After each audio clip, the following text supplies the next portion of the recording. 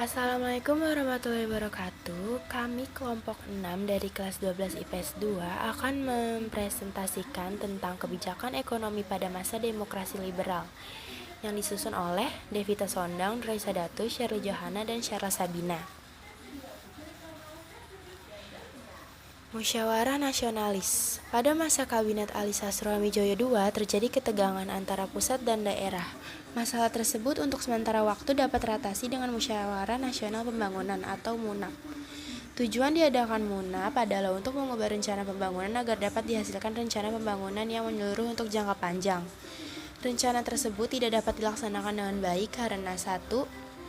Adanya kesulitan dalam menentukan prioritas. 2. Terjadi ketegangan politik. 3. Timbul pemberontakan PRRI atau Permesta. Nasionalisasi perusahaan Belanda. Selain kebijakan-kebijakan yang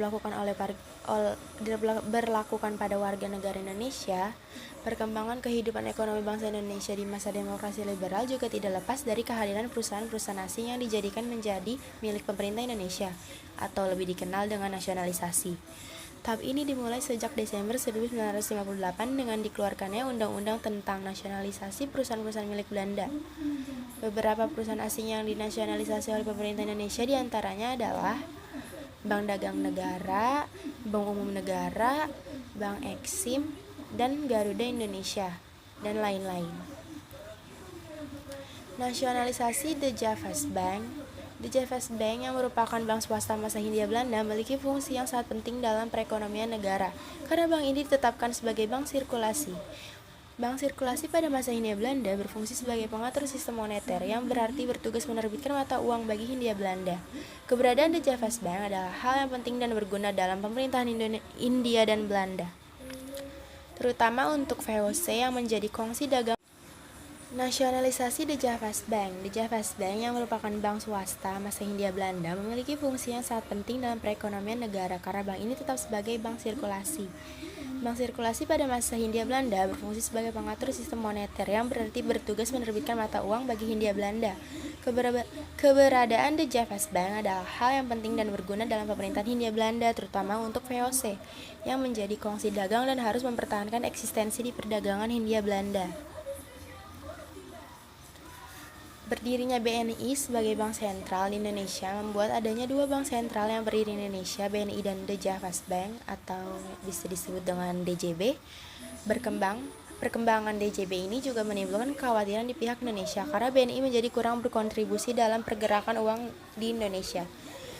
Dalam satu keputusan hasil konferensi meja bundar tahun 1949 memutuskan bahwa jika RIS ingin membentuk bank sirkulasi baru sebagai pengganti DJB, maka harus dengan musyawarah serta persetujuan dari pemerintah Belanda. Keputusan tersebut membuat BNI tak lagi berfungsi sebagai bank sirkulasi Indonesia, digantikan oleh DJB yang mengambil alih seluruh wilayah Republik Indonesia. BNI sendiri ditetapkan sebagai bank pembangunan.